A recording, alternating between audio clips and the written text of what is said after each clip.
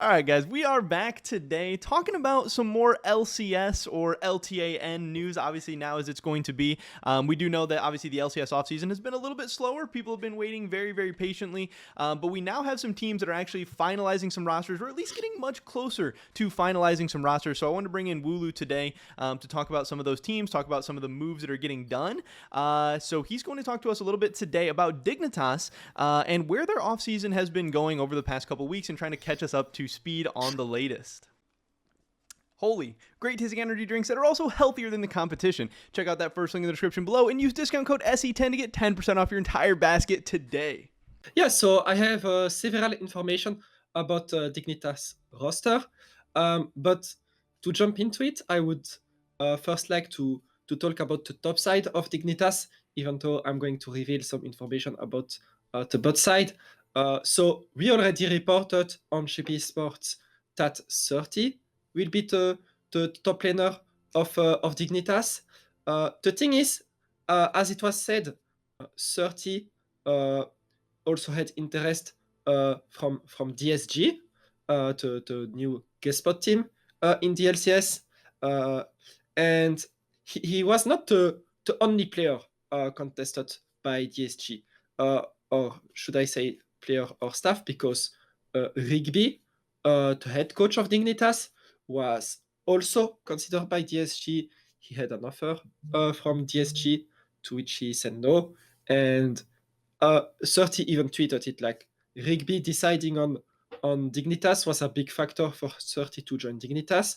And the third person to factor in this equation is Spica, who was already the jungler of Dignitas, but his contract has run out, and he was on the market, and him 30 and Rigby could go as a package, kind of as a package to DSG, but DSG have now locked XU because they know that Spica is very likely headed to Dignitas.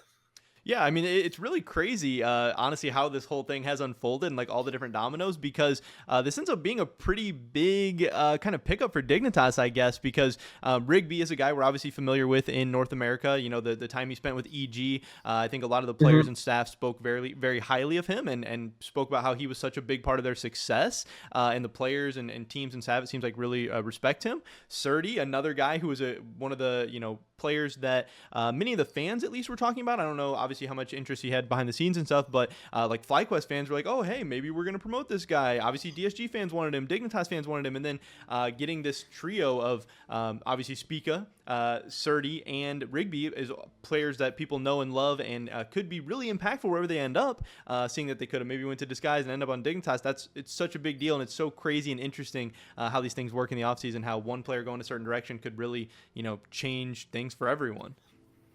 Yeah, and I saw actually on Reddit a comment of a fan saying that Dignitas was favored in these negotiations versus DSG because of their budget. So I thought it's interesting to clarify that budget it um, was a small factor at the beginning of negotiations because Dignitas was offering housing and food, to pay for food, Mm-hmm. while DSG was not offering that. However, during the negotiations, DSG did end up aligning to it. So that in the end, that didn't make a difference. It's not really the salary either that made a difference, even if it may be a little bit higher. Um, uh, with Dignitas, actually, Dignitas budget is not so high. A lot of sources within the scene know that Dignitas budget is very low. They have made offers this off season that are not very far from the minimum salary. So it's not like Dignitas is paying a lot more than DSG. But it's true that DSG budget is very low as well, and they are also a guest team. Their place next year is unguaranteed. So I guess that can also play a role when you have to decide between both teams. Yeah, I guess that's not really even something that I had ever considered. Yeah, if you are, being with a team that's actually guaranteed a slot for next year, that might give you a little bit more of job security, or at least a sense of job security. Obviously, we know things in esports can move very fast, but you could at least be like, hey, my team's going to be here next year. Maybe I can, get a couple years out of this thing. But yeah, I have seen similar things on social media and stuff being like, oh, how is Toast going to come in and compete, financially with some of these like established organizations and these big spenders and everything. And obviously, the money is maybe not as crazy as it used to be, but still, people are like, and now we see this guy's missing out on maybe a couple of players they want and everything. And yeah, fans are going to have this sense of, yeah, like, is money an issue here? Is Toast kind of screwed? Is he in this bad position where he's going to, have to get like his second or third or fourth option in all these spots? So I do think that's cool. But at the same time, they also got Abadage, which, like, hey, I think that's a pretty good pickup. And, that's obviously a decent player. And, so it is interesting how this thing is all panning out. And I'm glad that we can bring people that information, because I'm sure that's definitely something people have been curious about as well. Yeah, definitely. Well, you mentioned that DSG already have a midlaner. Uh, Maybe we can jump straight into it if that's fine for you. But Dignitas have also their midlaner now. Their midlaner is keen to Korean midlaner. Um, Maybe he's not that familiar for NA fans because he's never played in TLCS. However, if you paid attention towards, he was the mid laner of Rainbow Seven, so he already played abroad in South America, and yeah, after a strong performance, Dignitas are buying out the player because he still had 1 year contract with Rainbow Seven, who are also joining to LCS as Lion Gaming, by the way.